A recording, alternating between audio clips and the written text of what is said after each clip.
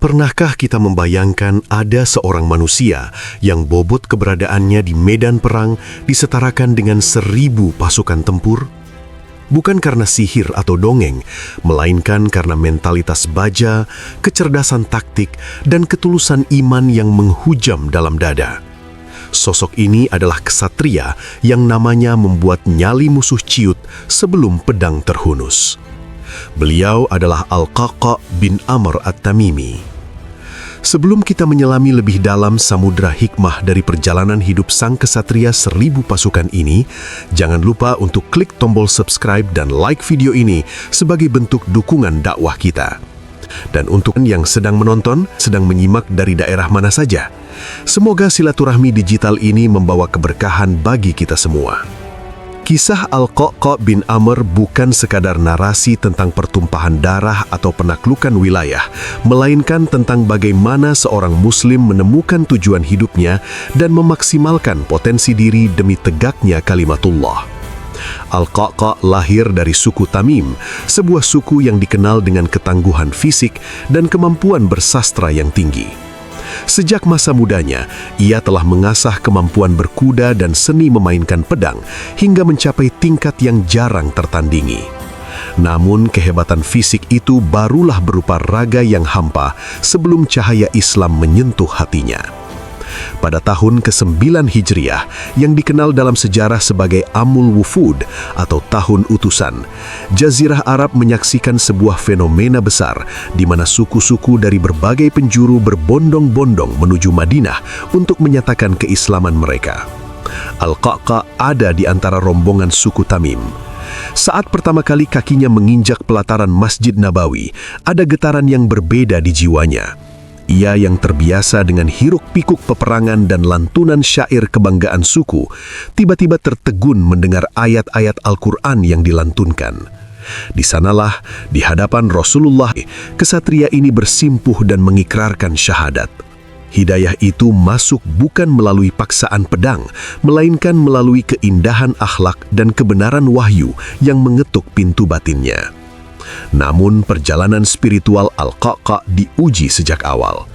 Setelah memeluk Islam, ia tidak bisa berlama-lama di Madinah untuk selalu berada di sisi Rasulullah karena sebuah tanggung jawab besar, merawat ibundanya yang tengah sakit keras. Di sini kita belajar satu hikmah mendalam, bahwa Islam tidak hanya membangun ksatria di medan perang, tapi juga ksatria di dalam rumah. Bakti kepada orang tua adalah jihad pertama yang dilakukan Al-Qaqa sebelum ia membelah barisan musuh di Irak dan Syam.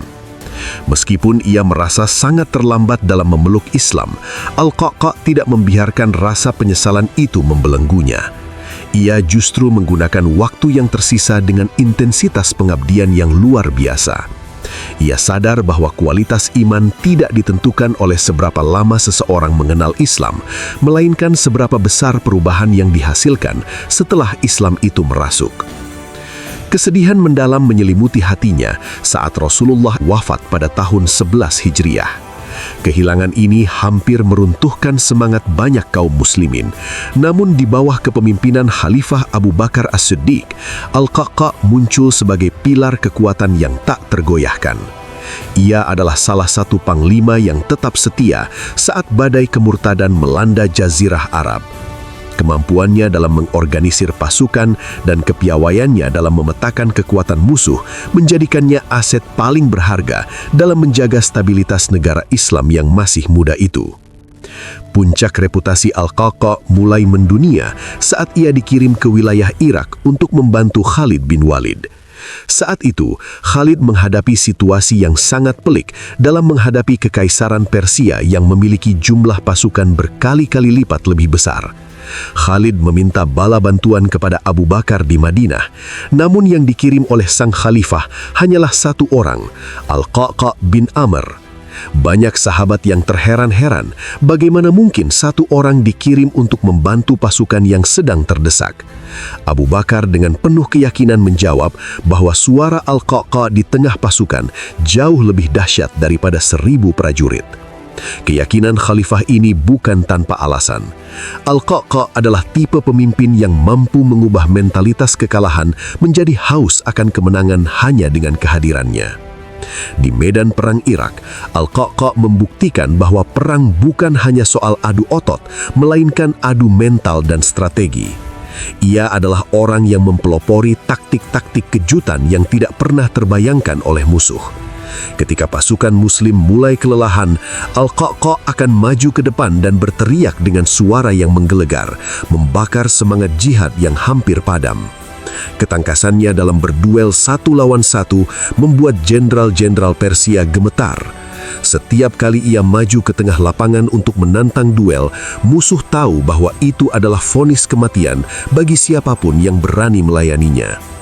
Kemenangan demi kemenangan di wilayah Hira hingga keberhasilan menguasai sebagian besar wilayah Irak menjadi bukti bahwa satu orang yang memiliki iman yang bulat dan keahlian yang mumpuni bisa mengubah sejarah.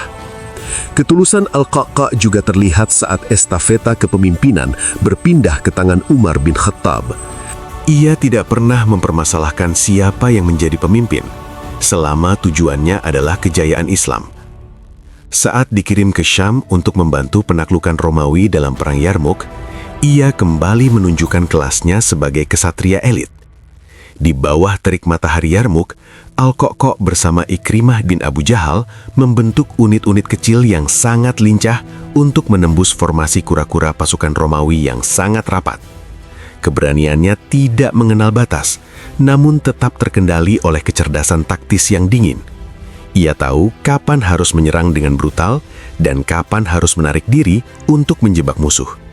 Setelah melewati kemenangan besar di Yarmuk, sejarah kembali memanggil Al-Qa'qa' bin Amr untuk menyelesaikan misi besar di tanah Irak. Di bawah komando Panglima Sa'ad bin Abi Waqqas, kaum muslimin bersiap menghadapi ujian terberat mereka dalam Perang Qadisiyah. Ini bukan sekedar perang perebutan wilayah, melainkan benturan dua peradaban besar antara Islam yang membawa tauhid melawan Persia yang angkuh dengan kemegahannya. Al-Qa'qa' yang saat itu masih berada di Syam diperintahkan oleh Khalifah Umar bin Khattab untuk segera menuju Irak sebagai bantuan utama. Kedatangannya di medan Qadisiyah menjadi sebuah legenda taktik yang akan selalu dikenang dalam catatan militer dunia. Al-Qa'qa' memahami bahwa dalam perang, psikologi massa adalah kunci. Ia tidak datang dengan seluruh pasukannya sekaligus secara gerombolan. Sebaliknya, ia membagi pasukannya menjadi kelompok-kelompok kecil yang terdiri dari 10 orang. Kelompok-kelompok ini diperintahkan untuk muncul di cakrawala satu demi satu secara berkala, menciptakan ilusi visual seolah-olah bala bantuan Muslim terus mengalir tanpa putus dari Madinah. Taktik ini berhasil menghancurkan mental pasukan Persia. Musuh yang melihat debu berterbangan dari kejauhan merasa ketakutan, mengira bahwa jutaan pejuang Muslim baru saja tiba untuk menghabisi mereka. Kehadiran Al-Qa'qa' benar-benar menjadi suntikan energi bagi pasukan Sa'ad bin Abi Waqqas yang saat itu sedang menderita sakit dan hanya bisa memantau dari tenda tinggi. Klimaks dari ketangkasan Al-Qa'qa' terjadi pada hari Agwats. Persia saat itu mengerahkan senjata paling mematikan mereka, kawanan gajah perang yang dilapisi baju besi. Gajah-gajah ini bertindak layaknya tank modern yang mengacak-acak barisan kuda kaum muslimin. Kuda-kuda Arab yang tidak terbiasa melihat gajah menjadi panik dan lari kocar-kacir. Melihat situasi kritis ini, Sa'ad bin Abi Waqqas memberi instruksi khusus kepada Al-Qa'qa' dan saudaranya Hashim untuk melumpuhkan pemimpin gajah tersebut, yaitu seekor gajah putih raksasa yang menjadi jantung pertahanan musuh. Dengan keberanian yang melampaui logika manusia biasa, Al-Qa'qa' memaju kudanya menembus hujan anak panah, mendekati binatang buas itu, dan dengan satu lemparan tombak yang sangat presisi, ia menusuk mata gajah tersebut.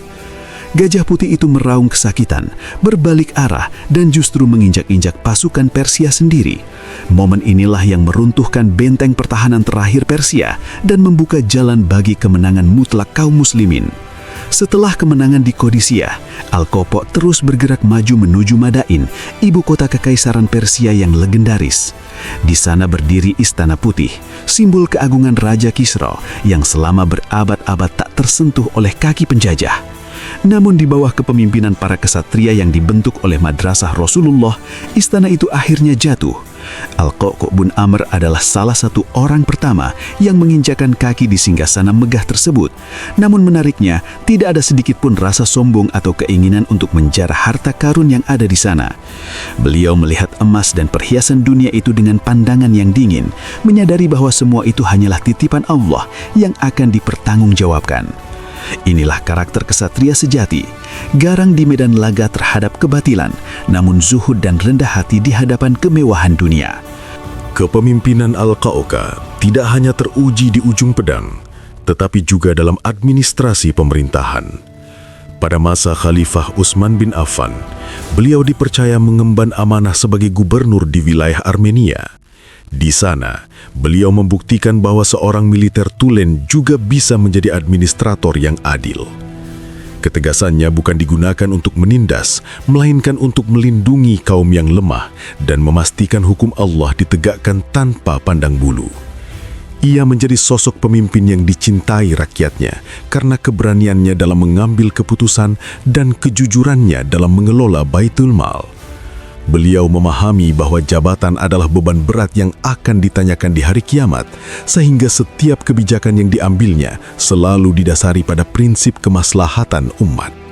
Namun, sejarah Islam kemudian memasuki fase yang sangat memilukan, yaitu masa fitnah besar setelah syahidnya Khalifah Utsman bin Affan. Di saat banyak orang bingung menentukan arah dan terjebak dalam kepentingan kelompok, Al-Qa'qa' bin Amr menunjukkan kesetiaan yang luar biasa kepada kepemimpinan yang sah. Ia berdiri kokoh di samping Ali bin Abi Thalib. Bagi Al-Qa'qa', ketaatan kepada pemimpin yang telah dibaiat oleh kaum muslimin adalah kewajiban agama yang tidak bisa ditawar.